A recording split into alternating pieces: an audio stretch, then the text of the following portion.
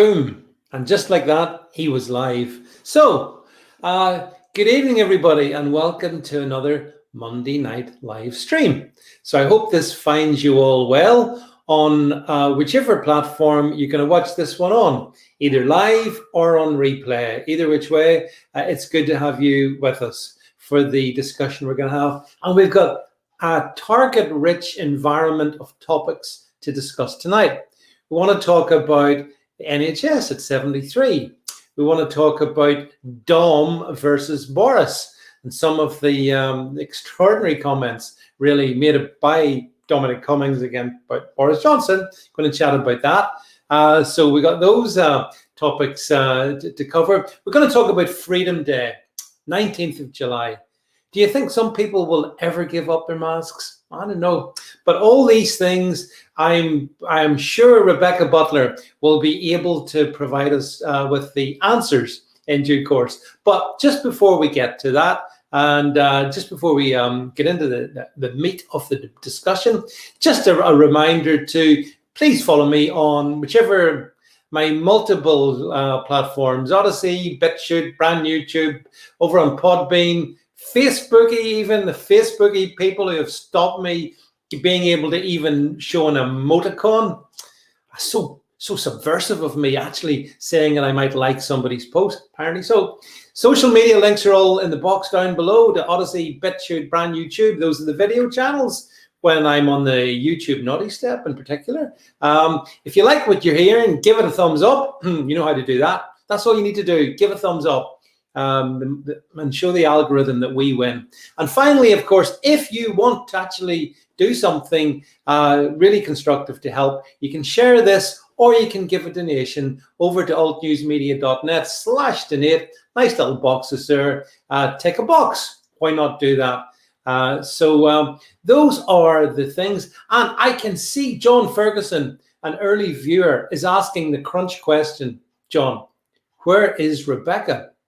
Well, Rebecca is stage left and she's about to join us now, stage center. Welcome to the stream, Rebecca Butler. Yeah, there she goes. Hello, David. And now she's in a bigger box. Hi, Rebecca. Hi. How are you? Good. Nice to see you all. Yeah, well, as I said, we got a really rich menu to digest over the next 50 minutes or so, Rebecca. So lots of stuff to cover. I guess I wanted to start with this was the story of the morning, really, the National Health Service, which marked, I believe, its 73rd anniversary today. And as Her Majesty the Queen bestowed upon it the George Cross, no less, previously given to islands such as Malta, previously given to the RUC, so previously given to pretty and momentous organizations in very difficult times, and now given to the NHS. So I'm going to ask you, because I know you worked in the NHS. It's perfect to have you on. It's always perfect to have you on, but perfect to have you on because you worked in the NHS. I know you have family working in the NHS. So I'm really interested in your views on it. I have to say, my view is, just to be controversial for a change, at 73, I think the NHS should retire gracefully, exit stage left. It's been there too long. It doesn't work for me. But, and I think given that the George Cross is mawkish in the extreme, profoundly disagree with that. But maybe you think differently. So, Rebecca, is it a happy birthday to the NHS? Well, I think the NHS is now being asked to do things it was never set up to provide. And the huge costs driven by technology have created a problem. And I think the British public has to recognise that the NHS ought to be, and primarily is, an emergency service. And sometimes it's just not going to come up with the goods if it's also providing non-emergency services, and if people, users, are wasting the resources. That's one side of the argument. The other side of the argument is it's rubbish because management that runs it is largely incompetent, headed by a government department that is also largely incompetent. So it's got problems. It's a behemoth. I've always said this. the clinical practice, the scientists, the doctors, the nurses, all of the professionals within it are brilliant, world leading. But I'm afraid to say that the rest of it is just garbage. And it does need a really serious rethink and relook, but it's never going to happen. Yeah, I mean, I think the thing is for me that I see it as it's an anachronism. 73 years ago it came into being by a Labour government. And as you say, Rebecca, it has changed. I mean, you're dead right to point out the fact that it's not doing what it was actually brought into place to do. And technology's been certainly a big factor in that. And this is all before COVID, by the way. So, park that for a moment. So I do think the NHS has had structural issues anyway.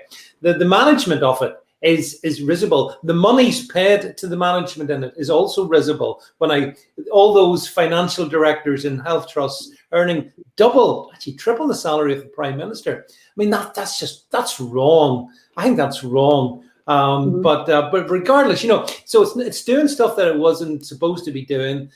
It's cost a fortune in terms of, what is it, 130, 140 billion a year pre-COVID, and now I guess it's the sky's the limit. So I just don't see how you awarded something like the George Cross. I can imagine how a populist government might want to do that, but I don't see how that can be. I don't know what people think. Maybe people, here's somebody said it needs to be broken up and managed by region, too many admin staff. Thoughts, Rebecca, on that? What do you think? Well, it is run by region already.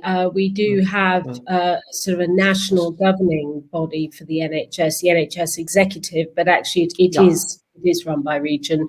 The problem with one of the problems with the NHS, and there are many, is the political interference and the various reforms with, shining knights in shining armor coming in and thinking they're going to change, Baker, Lansley are the two ones that I immediately come to mind. Yep. And their reforms were about creating an internal market, which was just a pen-pushing, paper-shifting exercise because, do GPs buy the services from the NHS? Well, that was the 1990s. Or, does the NHS get the money and then give its services to its local GPs? I mean, who cares? Just do it in the most efficient way possible. They haven't yet found the answer to that question. In my view, it needs depoliticizing. We need to stop lionizing it. I don't think what the Queen did has helped. Since when was the 73rd birthday anything? I never celebrate the 3s, and I tend to ignore the 0s and the 5s. But so what? Yeah. I mean, in a way, having the Queen saying, well done, everybody. That's quite a nice thing, and it's quite a nice gesture. But it's an empty gesture, and all this screaming for salaries. It doesn't need people within it to be paid more, by the way. There is no shortage of in the NHS. Actually, even money doesn't need throwing at it. It needs to be better managed. And, you need somebody. Okay, so Sajid Javid has got financial nous, which is more than Hancock. But even then, financial nous isn't going to solve the problems of the NHS. It's just a political football. It's the darling that nobody dares touch. And Boris Johnson, he just doesn't cut it, frankly, in terms of where the leadership is and how you bring about root and branch. And I mean, really, really, really start again, root and branch reform. And have a health service like the French or the Germans. Well, you see, Rebecca, this is one of my points. If the NHS was the alleged envy of the world, we would see it being replicated around the world. That's not the case. And we've talked about this before. And I think we both agree on the fact that we can find other countries where it's more of a mixed model and where I think that the service provided is every bit as good, if not better, than the UK. So I think by awarding it the George Cross, unfortunately, that means that who's going to confront it and change it? Who can do that now? Because it's been sanctified, beatified, essentially. And at the same time, by the way, and I wonder what you reckon to this. Nurses are looking at the Royal College of Nursing. I think they're looking at 12% increase in wages. Hello, and the doctors, I think they're looking. I'm not sure, is it 4%, something like that. Anyway, really, inflation busting salaries. Who are they kidding? They don't deserve it, Rebecca. I know, and and I've been on other media channels discussing this in the past, that nurses are not badly paid relative to the rest of society. I mean, they're badly paid relative to somebody who runs a company, but they don't have the responsibilities of somebody who runs a company. Yeah. And it's a secure job. You get secure holiday, you get secure employment rights. You're very well looked after as a staff member in the NHS, and you are getting wage rises that have not been matched in the private sector since 2008.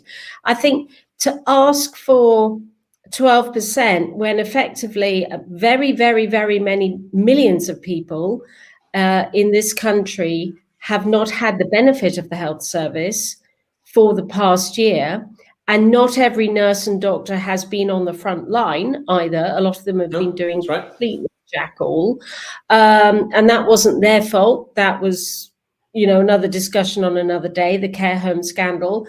It's a different question altogether, so I'm not going to bring that up again. But it's not justified that they get more than a 1% pay rise. It's absolutely not justified. And to make it a political issue like the Labour Party has is wrong. The money needs to go on patient services. I wrote an article, if anybody wants to look at it, go onto my website. It's about breast cancer screening, 2.5 million patient backlog now because of the closure of services in the pandemic last year, of which you can expect 35,000 new diagnoses of cancer. So they lost a whole year's screening. So there are 35,000 women, I could be one of them, who have undiagnosed breast cancer because of the delay. These are really important things. And this is where the service has let us down really badly. Yeah, I think for me, one of the big issues is with the NHS, the focus should be on the patients. It should be on delivering excellent care to patients, dealing with them promptly. And sometimes it's good at that, and sometimes it's really not good at that. And always the political interference on top of it, Rebecca, so at the very least, if somehow you could disconnect the NHS from politics, I often think, I've said that a lot, that might help it become a little bit better, but there are these political directives being pushed down through the trusts and then down to the minions. I guess the people on the front line don't have any say, I guess, over a lot of what happens, but it just leads to, for me. Actually, David, I'd have to push back on you there, because part of the political shenanigans within the health service is actually the BMA and the Royal College of Nurses. And so they are political pressure as well. They do not help. They do not help. That, things that will improve waiting times, for example, is if GPs did their job properly, if GPs did their own on-calls, if GPs didn't send everybody into hospital rather than see them at home. There are plenty of ways that we could reduce the burden on, for example, A&E, particularly in the wintertime, when A&E needs to treat the little old grannies with the broken ankles and wrists, slipping on the ice, and the influenza, all of those. The sickness over winter does get worse. The health service should for those. But instead, GPs, because they don't do their own on-call now, because they negotiate an extremely favourable package with the Blair government, they dish their on-call out to locums, and they don't see the patients. Therefore, the patients who have no confidence in 111, they'll just go straight into A&E. And people, honestly, David, people will go with a packed lunch and be quite happy to sit in an A&E on Twitter all day because they got jack all else to do and they're not paying for it. There are plenty of people who do that. So it's their responsibility as well, but the GP needs to lead the discussion about not going into hospital unless it's really urgent. Otherwise, they will be dealt with at home. But I think, Rebecca, there's a common view that GPs have gone missing over the past 16 months anyway. And if anything, their lack of willingness to see patients has meant that more patients therefore were driven into the NHS than might have been the case. So I think the GP system is actually broken. But you're right, Tony Blair was the guy that gave them those extraordinarily lucrative remunerations, for which I don't know how you roll back from that. So it is a systemic problem, the NHS, and I always think, Rebecca, we know there's good people in it. We know there's passionate people. We know there's great, highly skilled people. But there's a lot more than that as well. There's fat cat bureaucrats all over the place in it. There's managers who just manage for the sake of it, the admin people. And maybe that's being rather unfair in all of them. But I know some of them, and they're my age. They've been there, Rebecca, since they left, got their degrees and moved in, and they're all in massive packages, and life's good, and they can shift between the NHS and the private sector and then back in seamlessly. Life, what's not to like about it, apart from the fact that I think it definitely needs reform, given that the George Cross means it's probably irreformable. So it's the worst thing that I think could ever have happened. But anyway, we could spend all night talking about the NHS, and we have other meat to get onto. So our next course, I want to talk about before we'll get to Freedom Day in a minute, but I have to say there is remarkable opinion coming from Dominic Cummings on the subject of Boris. And I take it you've read it, and I guess you would do. Now, Rebecca, I know you're a big fan of Dominic Cummings, and so to a degree am I. But I have to say, what I've read in the press today is it's astounding, the ferocity of the commentary against Boris Johnson by the man who was his Svengali, whatever you want to call him. What do you think about it? Well, I have to confess, and I'll do it openly on this stream, that I'm one of the founder subscribers to his Substack. So paid a lot of money to actually have access and have him answer my questions. And he's very diligent, and he does answer the questions. He's very polite, very brief usually. I put a question in, about my bugbear, which is the care home scandal. And unlike a lot of the other answers, he gave me a full-on paragraph answer, like, yes, so I agree, you're absolutely right. So I'm a big fan of Dominic Cummings. Now, in my opinion, this guy has no agenda, right? He's not going to make out of this. I mean, look, anything he makes on Substack is nothing compared with what he could earn elsewhere.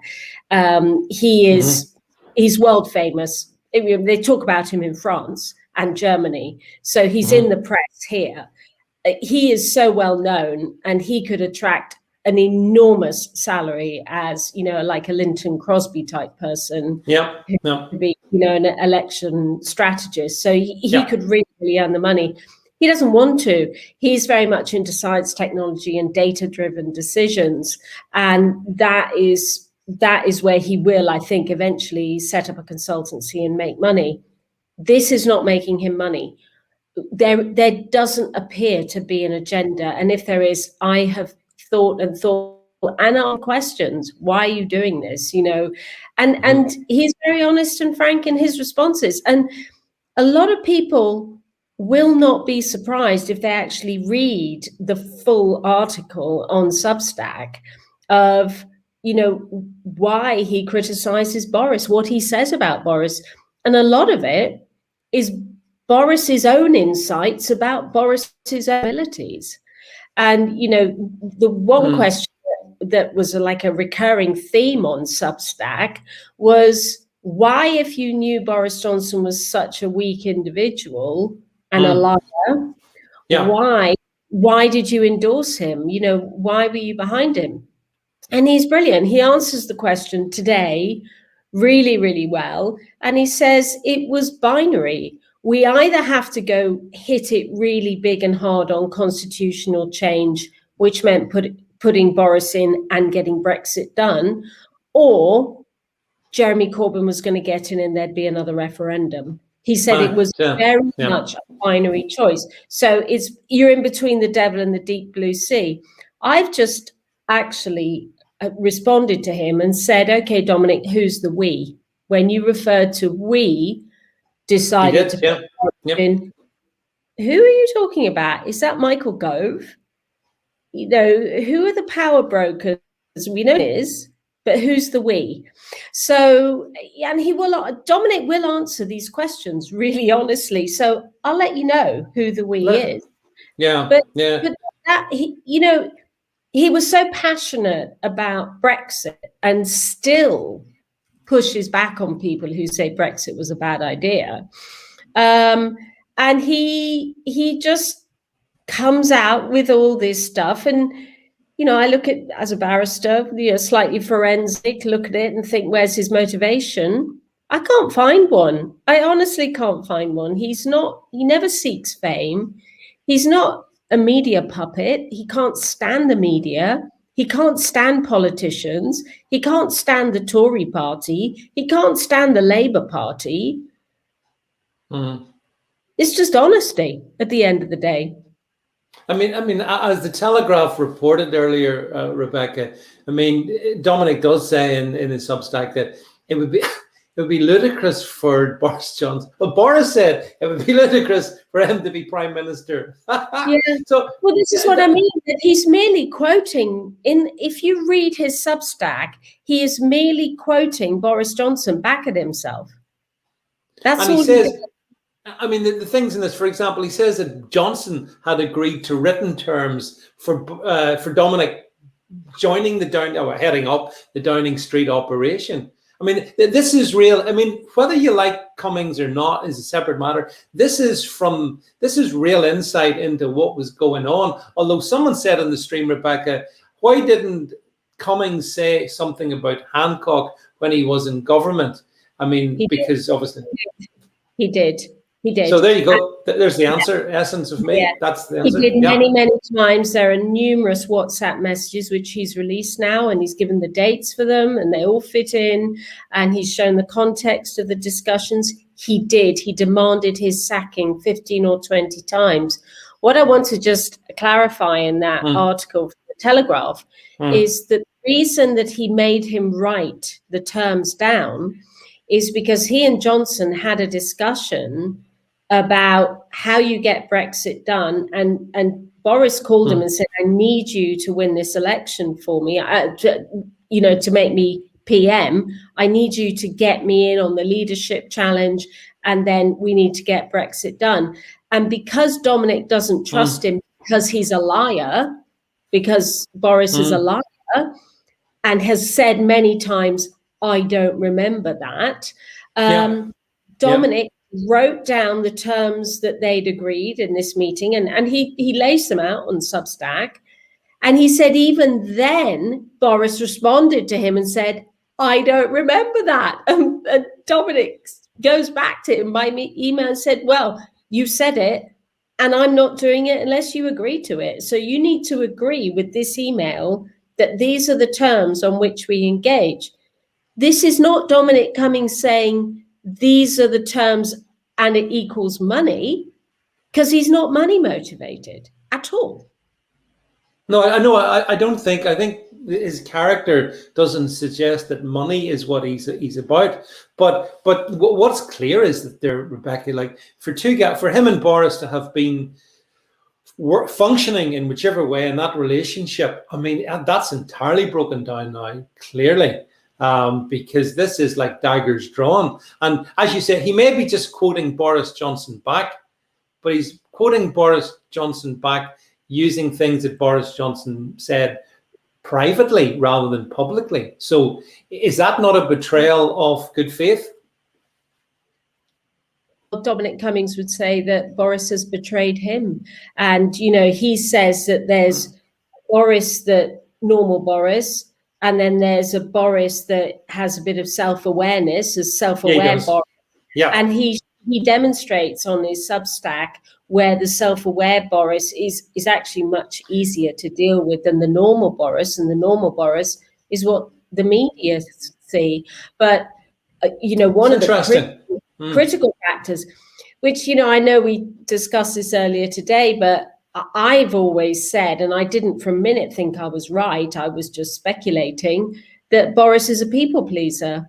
And it turns out that is exactly what he is, but in a sycophantic, the worst way possible, people pleaser who doesn't lead particularly well and just wants to be loved by people, including Carrie. And Carrie is very much trying to put her own people into Downing Street. So if you want to look at a democracy and all of the contracts, PPE, you're looking at the wrong place. If you want to look at where the real influence is being leveraged, it's a 31-year-old who's got a degree in theatre studies from Warwick University who thinks she is the hand that is, pushing Boris Johnson around, putting her, as he says, monstrously awful people into Downing Street. Gossip column. Isn't that really where the sort of the division opened up over Carrie, or I've seen her, Carrie Antoinette. I like that one, Carrie Antoinette, for an alternative way of looking at her. But clearly, her and Dominic Cummings just did not get on at all. She wanted to become the dominant puller of levers, didn't she? And of course, she has Boris's ear, if not any other part of his anatomy. So it's difficult for Dominic. They've been blissfully married for 3 weeks now. Yeah.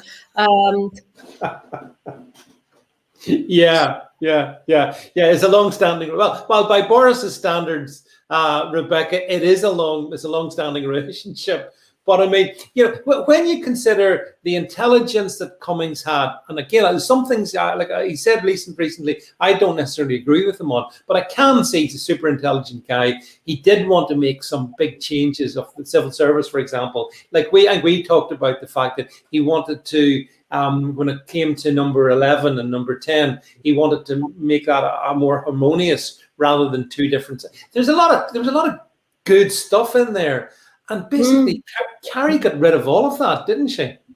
Yeah, well, some of it, but I mean, interesting. And I am going to ask him about this. One recurring theme with him, well, two recurring themes. One is the science, technology, and data-driven. Behaviors, but the other one is procurement, and he's always had this bit of a bugbear about procurement, and he mentions it quite a lot. So I'll tell you what, there are some really super smart people on this Substack asking him really, really clever questions. And he is answering them exceedingly honestly. It honestly, I know it's a lot of money to spend, but for me, it's like, I don't spend my money on anything else. And having this insight from Dominic Cummings is staggeringly amazing. But procurement, civil service reform, he's put stuff in. So like the spending review for the MOD, for the first time ever, there is an honest accounting of how much the military spend is. He said that's held in a secret spreadsheet and that's where it needs to stay. But finally, number 10, number 11, and the Ministry of Defence all did get together under Dominic Cummings, and they agreed what the numbers were. So this is his data-driven behavior again, that he needs to know what his starting point is before then you can make a management decision. Boris can't do that because Boris can't give people bad news. He can't tell them, go and do your job, I need the numbers. He doesn't do any of that. He's obsessed with the media, obsessed with Twitter, obsessed with what people are saying about him, even pathetic little individuals like me. That apparently he and Carrie are hooked onto leaks, WhatsApp groups, and Twitter. Yeah, I mean, do you think that since Dominic Cummings left, do you think that the Boris operation has gone downhill, or do you think it's improved? Do you think it's been a tangible difference? I think it's gone downhill, tangibly so. I saw tonight on his press conference. He's just bumbling. Clearly, you've got Vance and Whitty who do not agree with his policy on July the 19th. The scientists are not in agreement with this. And I know we're going to come on to that, so it's probably a nice little segue. But he does not. And this is Boris, the people pleaser. And I know people on this stream will actually like the thought of unlocking on July the 19th. But, you could see tonight that Whitty and Vance have lost faith in him. As they called him and I know you want to get on to 19th of July, they called him the trolley because, like a supermarket trolley, just completely out of control. That is the nickname. So you have Princess Nuts and the trolley. Who says Rebecca doesn't give us nothing but top-notch entertainment? Yeah, so that's what the trolley meant. I'd seen the term. I didn't know what it meant. I get it. Well, actually, Rebecca, you've queued that up really nicely because we're going to talk about. We'll probably take the rest of the stream. We're going to talk about Freedom Day or not Freedom Day or whatever. And the first thing is let's just take it follow on what you were saying there. And I picked up on this as well. I think loads of people picked up on the fact that it is absolutely clear that Boris was following one narrative, which is essentially the loosening up, blah, blah, blah, blah. And obviously Whitty and Vance were very much not in aligned with that at all. And I thought, just at an elementary level, before we get into the substance of it, it's really bad optics. When I think wasn't it Whitty that said, I believe he said, oh well, advisors advise and politicians decide. Well, I mean that's code for the slow of thinking. That this is, I find this jarring, Rebecca, to be honest. I mean, obviously, you know my views. I don't believe there should be any restrictions. I want to get on with the rest of my life. I don't agree with it. But I would have expected the government would come out, the chief medical advisor, chief scientific officer, and it would have been a unified front. It sure as hell didn't look unified to me. It sure as hell wasn't. You could tell. No. I mean, but put the merits of the discussion aside. Yeah. For a moment, yeah. Yeah, advisors advise, ministers decide. That's kind of dangerous thing to think that this lot are even capable of deciding and analysing data, as we now know they can't. To have like the three most critical people in what basis it would be, even if we were at war, they cannot agree.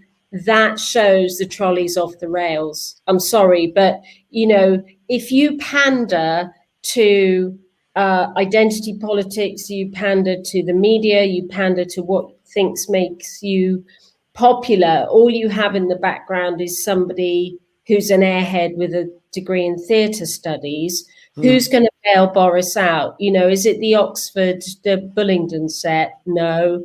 Where are they? Where are his friends in government? Because I don't know who Boris's friends are. Rishi Sunak's clearly an adversary. Michael Gove is definitely an adversary. Dominic Raab is definitely a leadership contender. Priti Patel is really not coming up to the mark, in my opinion. Where are Boris's friends? Gavin Williamson, Tarantula Man? I mean, come on. Who are the friends? I can't see them. And he's fallen out with Vance and Whitty. That's my opinion. Well, I mean, certainly superficially, Rebecca, it looked odd. And I know because I can see it spreading across social media. It's caused some people to read it this way and others to read it the other way. But ultimately, a lot of people are saying, well, if you're following, well, he was following the science, wasn't he? He following the data, not the dates. And then it became following the dates, not the data. And even I know you and I disagree on this, but I do follow. I try. And I think we both try to be logical in how we approach things. how can people switch? And is this Boris just fundamentally going back to the Dominic Cummings discussion? Is this just he wanting to be Mr. Popular, Mr. England's through to the semi-finals of the Euros? It's a classic. And schools are going to be getting out soon. He wants good PR. Do you think is that what drives him? Because it can't be what drives Whitty and Vance. Yeah, it is. It is what drives him. I mean, the 19th of July, by the way, is a very convenient date because it is the week that the children, as you pointed out, the children go on some holidays. But, you know, I listened very, very carefully to what he said today. And I wonder if your streamer knew picked this up. He said, if we don't open up on July 19th, we won't open up at all until next year. Now, that was a very, very strange thing to say. And then he put a conditional verb to opening up and said, if we could open up on the 19th of July. And I thought, well, hang on a minute.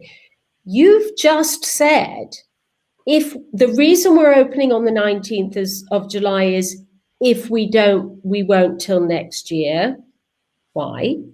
Because hospital occupancy, okay, it's doubling every week, but it's doubling from a very 1%. low level. Yeah. And deaths are doubling, but they're doubling from a very low level.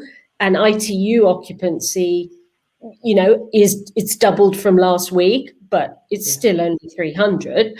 And yes, doubling, if you double enough times, then soon it's a big number. But right now, with summer, with the school holidays, there is no reason not to open up next Monday. Never mind the 19th. Next Monday is the day to open up. Yeah. You know what I've said? The ONS REACT study shows antibody levels are very high in the population, not in Northern Ireland, David. Vaccination is very high across the UK in all areas. It's, you know, double vaccination, you're looking at 60 odd % now, and single vaccination 80 odd %. You know, we have severed, not completely, but we have broken that strong link between cases and hospitalization. Always my priority. And we're there, been there a while. Yeah, although we did break it last summer and we didn't have vaccinations, FYI. We did. I'm not getting into that discussion. I do want to get into that discussion with you this week. Yeah, I agree. It's the summer, and that makes a difference. Yeah, but Rebecca, see, here's the other thing that I found really strange. Today, you probably may not have picked up on this one, and many others in the stream mightn't, but here where I live, we had the chief medical officer go on BBC this morning, and he talked about the fact that he considers that Northern Ireland is in the middle of a fourth wave. Now, that's ludicrous talk, but he said that. And he said that case numbers will continue to rise. And so he was essentially, I think he's aligned with Vance and Whitty, sort of. I think they're kind of on a par. And so I can't see how on earth, for example, this part of the UK, Northern Ireland, can really go along with what Boris is saying, unless our political leaders also basically pirouette in a circle and deny the medical advice, which up until this point they have been following. So it's very perplexing, Rebecca, even for someone like me who wants everything open. But I find this odd. This time last year, your government was behaving more like Nicola Sturgeon than Westminster, because, you know, while the mainland Britain was opening up, in Northern Ireland, you were still very much shut down when the level of cases was extremely low. Tiny. Your policymakers are super, super cautious, and in my opinion, will actively harm their own economy, which is fragile anyway in Northern Ireland. It's an extremely fragile economy, particularly with the Northern Ireland Protocol as well, that is damaging. They really need to, at the very least, stop behaving like a load of, you know, sixth formers in the politics society and just follow the lead that Westminster's giving, because Westminster's always sooner than Northern Ireland, Wales and Scotland every single time. Oh, I agree. And in that one sense, I'm grateful for that. And yet I've heard today, Rebecca, I think Sturgeon up in Scotland has made noises about, for example, I don't think she'll be rushing out on the 19th of July or the 18th of July. She's talking about keeping masks and stuff like that. I think the Welsh are also being hesitant, and we're being super duper hesitant. And it's all just a big bloody mess because... But I guess Boris Johnson, he is the lodestone. I mean, what he says should naturally echo across the four parts of the kingdom. And it doesn't seem to me like it is. And as I say, it should definitely echo amongst Chris Whitty and Patrick Vance. And it didn't. And I don't know about you, but do you think that as we go through the next week, maybe week and a half, because I think the final determination is to be made on July the 12th, I think Boris said. Yeah. Do you think there's any chance between now and then that if there's enough noise coming back from the media, who I think seem to oppose the restrictions being lifted to a degree, and from the scientists, do you think Boris could do a U-turn in that? Yeah, I do. I do worry about that. The only thing that would sort of militate against that is that Sajid Javid is very, very pro lifting restrictions because, and he's quite rightly taken hold of a couple of issues and said COVID is not the only health problem that the NHS has to cope with. And, so he's making the right mood music on lifting restrictions. And he's always been a little bit anti-lockdown anyway. He's always been on the COVID recovery group, in Parliament. So he is very much more lockdown only as a last resort, whereas Boris is meant to be anti-lockdown, right? Let the bodies pile high and all that, meaning I really don't want another lockdown last October. So it was always Gove, Cummings, Jeremy Hunt, Chris Clark, people like that, Hancock, Whitty, Vance, who were pushing towards lockdown, and apparently it was Boris standing back. Now, is Boris flexing his muscle and saying, I am going to lift the restrictions? But he didn't say it clearly enough for me. In answer to your question, yes, I do think there is a risk. And I think there may be a risk in him possibly wanting to vie with all four nations and deferring to the lowest common denominator, which is potentially Scotland. I think Northern Ireland is a little bit more rational, but I think Scotland and Wales they'd be happy to be locked inside forever, as far as I can work out. It doesn't rain all the time, so there you go. No, I think you're absolutely right, and that's Rebecca. It's an excellent point because there will undoubtedly be pushback coming from certainly Sturgeon, and that's probably the significant pushback. Drakeford to a lesser degree in Wales. Over here, they don't really care about us, so no, I don't think that's going to be significant. Plus, I think we're more likely not to push back. We'll be begging, oh, please, lock us up some more, please. We need more restrictions. But one of the things that fascinates me, here's what I wanted to chat to you about, the mask-wearing malarkey. Now, as you know, I've not worn a mask since this all began, so it won't affect me one way or the other. For all kinds of reasons, plus my exemption, which of course relieves me from having to conform. I support government regulations, as I had to tell those fine men from Her Majesty's Constabulary who came to see me about it. But I think there's a significant percentage of folks who may want to continue with masks. I've seen them on social media. Quite a few of them, Rebecca, seem to be the sort of people who were really keen that we stay in the European Union as well. I've seen some prominent people of that persuasion.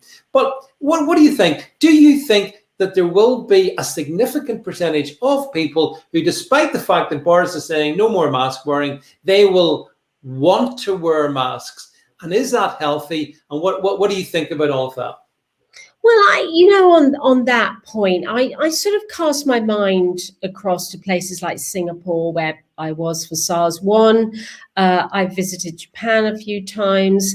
And in those cultures, people who they have a very high level of hygiene, by the way, much higher than we do. And the culture there is, if you have a cold, you wear a mask. And you wear a mask so that you reduce the amount of virus you sneeze or cough or splutter or breathe out, just in order to keep whoever you're sitting next to that little bit protected from whatever virus you're blowing out. Yeah.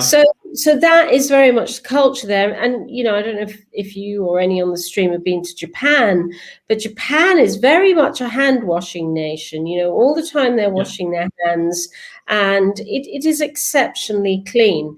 It has actually done quite well in the pandemic as well, because a mask mandate there is something that you almost don't need, because people would naturally wear masks anyway, as the Singaporeans do. So I think that we maybe have morphed a little bit into that mindset. And there's always a standard deviation of normality, and we all like to think we're in that. But outside the edges, there are always the fringe, the loonies. And yes, I mean, I know people personally who are still scared about coronavirus, even though there isn't any here, and hasn't been for a very long time. And they are genuinely terrified, won't socialize. This could be masquerading for other reasons, by the way, but there are people who are genuinely terrified and who genuinely will exhibit their terror. But they're the margins. They're slightly off the edge of reason. I think the bog standard, particularly people who are double vaccinated, who are all already feeling a lot more confident about opening up, I think people like that will be not that concerned about getting coronavirus if they do, not the current crop anyway, and will wear a mask, take a mask with them if they go on the tube or a bus. But by and large, the default will be I won't wear it unless I feel comfortable, in which case I will. Now, if I had a cold, not that I use public transport, obviously, because I don't live in London, and it's, I don't a little bit more rural existence. Like myself. Without needing to, would I, if I had a cold, would I wear a mask? Probably, actually, I would. But you see, if I had a cold, Rebecca, I probably would stay in for a day or two till it passed. I wouldn't want to go spreading my germs everywhere, just as if I had the flu. There's no way I would do it. But back to the mask wearers. See, I think there's at least a couple of, it's a fascinating psychology, because I think there's several individual groups within that. I think there's the uber narcissists and virtue signalers. I think that's a small percentage, a small vociferous kind of left-wing little subdivision, and they just want to. I mean, I've seen them saying, "Well, I care so much, I'm going to keep wearing it after the 19th." They're virtue signalers. I think there's others who have been so petrified, scared. A lot of elderly people really still think this is a terrible, dreaded virus that's out there, just waiting to get them. And those people, it's going to be hard, I think, to get them out of it. I mean, that's why I think Boris could have been more precise. He just should have said, I think, right, mask wearing, government advice, you don't have to wear masks anymore. He didn't put it quite like that. It was caveated, I thought, Rebecca, and because I think, again, it goes back to what we said at the start of this, because he knows Whitty and Valens aren't aligned with him. So they've both said they will continue to wear masks in indoor settings in certain circumstances. And he said the same. So how conflicted is all that? Don't wear a mask, do wear a mask. What's that? What does that mean? Well, it's the trolley, isn't it? This is exactly what Dominic says, that he runs with the hares and hunts with the hounds. And this is exactly what happens. A good leader will say, you know what, masks are marginal in terms of whether they work or not. But I'm quite concerned about babies in pushchairs seeing adults wearing masks. Babies are not picking up visual signals. Oh, absolutely. Yeah. Adults, children aren't picking up visual signals from adults. It's really important that they do. Their linguistic training is going to be very, very badly affected by this. And these are things that people aren't really discussing. And as I say, everything is a balance of harm. Like I said, with vaccines, what is there a harm to having the vaccine? Yes. Is there a harm to having the COVID disease? Yes. Which is worse? COVID, I'll have the vaccine. Everything is a calculation. Yeah. And so with a mask, what are the benefits to society? Well, it probably decelerates the virus. Probably it's not really made out. What are the disadvantages? Well, communication, children, a slightly dystopian way of viewing the world, being afraid of everything. That's bad. For me, yeah. Bad. And so the counter argument is, well, then don't wear a mask, because if the benefits are marginal, what's the point? Why would you do it if it's marginal? So that's how I calculate. Yeah, I mean, I've not worn one, as you know, from last March, and I'm still alive. So I suspect that the benefits of the mask wearing were more psychological, drawn up by behavioral scientists, because as one of them observed last week, one of these behavioral scientists, a senior guy advising government, he said on the whole mask issue is very simple. If you go into a room, Rebecca, and everyone in the room is unmasked and you're wearing a mask, you'll feel a little uncomfortable. And the opposite is also true. And so they understood that. So they know that for people like me and those that haven't conformed or complied, life has been a little uncomfortable. It's our choice. Don't get me wrong. It's my absolute choice not to do so because I have exemption. But but I just think that it is an unhealthy society that walks around permanently masked. And yet it'd be really interesting, Rebecca, back end of July, do we see, just when you go to your local supermarket or wherever that is in the UK anyway, do you suddenly see people abandoning their masks? I don't know. I'm not at all sure that that's going to happen. But I wish it would, because, sorry, just to finish, I was out for a meal. I was out for a meal on Saturday night, not very far from a place you and I went for a meal. And it was very nice. There was music, even music at a reasonable volume, so it wasn't just silence. And but the poor waitress had to come, and we were all unmasked. She because we were sitting, and as you know, the virus doesn't circulate below 4.5 feet. Very scientific. But the poor lady, she had her mask on, and she was trying to read out to me. I was asking her questions, you know me, about what about this, what that, and the other in the menu, and she was going, and I'm saying, what? And because there's music. Couldn't hear her. So it'll be good for people like that. And she's a very nice person, by the way, but she's completely handicapped in her job, Rebecca, because, and I'm sure there's many other professions as well, or areas of economic activity where masks are just not in any way helpful. Don't you think? Where I am really worried, and this is genuine, and I'd love to feed back on the stream on this, maybe in 2-3 months' time, is local authorities reserving some residual powers to impose mask or social distancing in their discretion.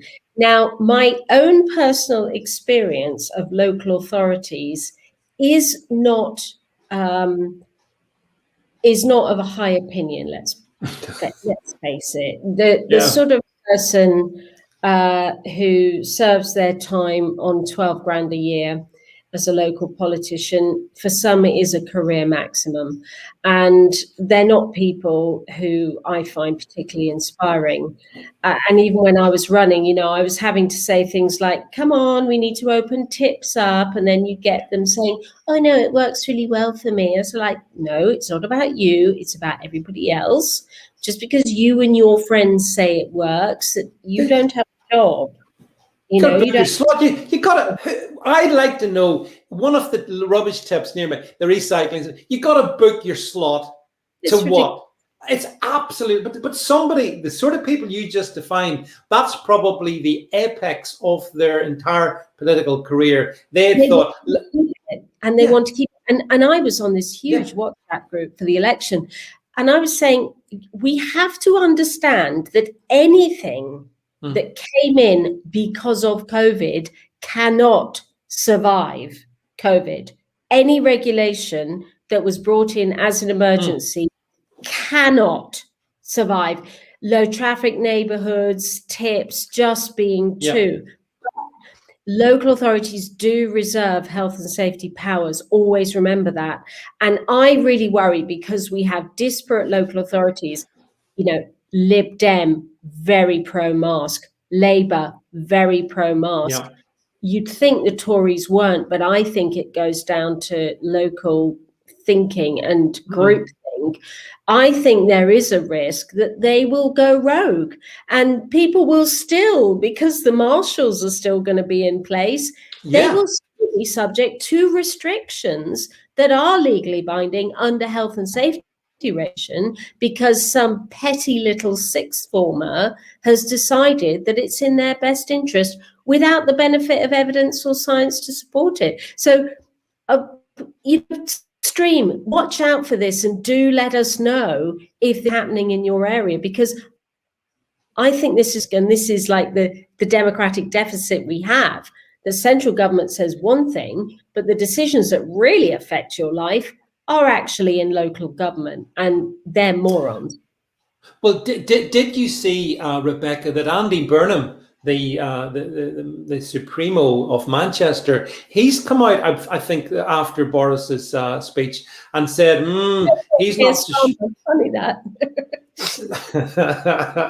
Yeah, but I mean, it comes back to the fact that, again, some of these people will decide to, at local level, use whatever influence they have to try and sustain the mask wearing. Sadiq, good old Sadiq, when he's not turning London into Mogadishu, he thinks that apparently masks on the underground, I think, and maybe other settings as well. I don't know. So it's really strange to see the way this is breaking down. But there's a mask wearing, social distancing. Well, hey, listen, social distancing was the one thing I approved of. I quite like keeping a distance between myself and other people and them and me. So I have no problem with that. But I'll tell you what, you see the people that got their masks on and got their vaccines, they were standing about 1 inch from my backside at any given point.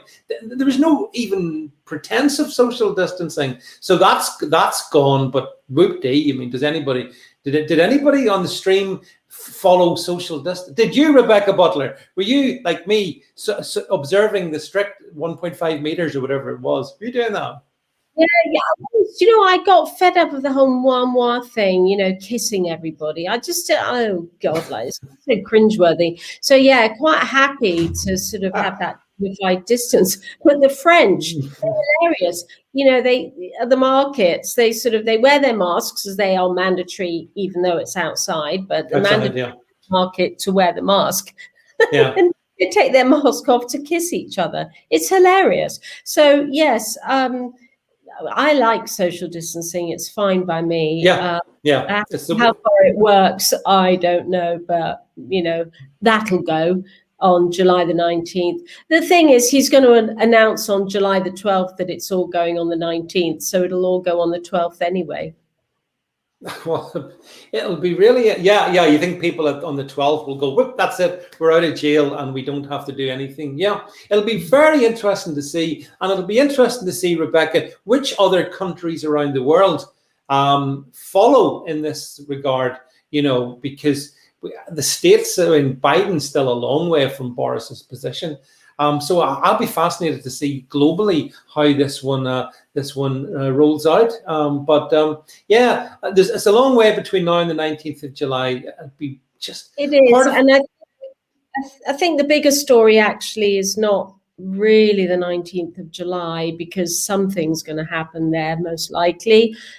The bigger story is October, November, when flu season And But that yeah, is when we'll be ranting and oh yeah, raving,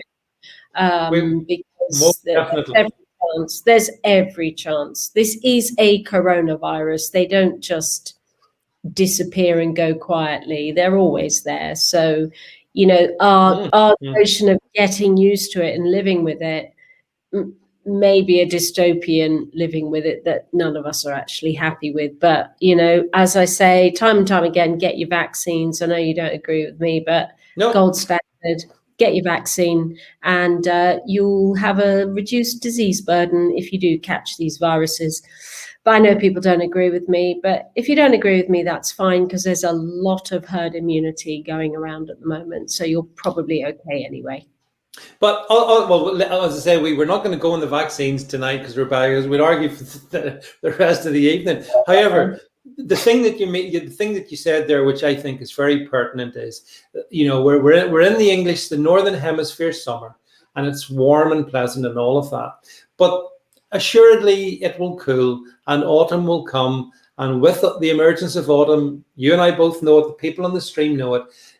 So will the return of coronaviruses, including COVID-19.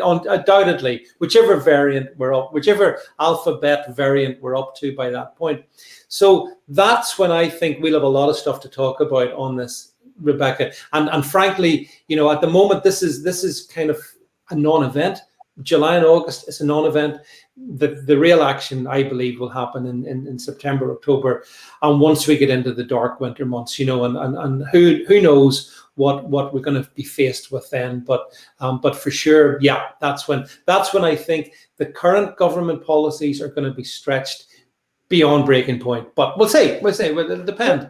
But then, David, Wuhan will be on the green list, so there's always somewhere to go on holiday. You'll be fine. That was okay. No, I've got my fortnight in British Antarctica booked, so I've got everything organised for that there, and I really appreciate the chance to go there. But before we finish for the night, just wanted to say that I see somebody has asked on the stream. Somebody says to me, yes, I'm asking about, has anyone heard of? I'll bring it up. Gettr. Gettr is a new social media platform. It's James Miller, one of the Trump guys, I think, is the guy predominantly behind it. I've heard other stories as well. But anyway, whichever which way, Gettr, I'm on it.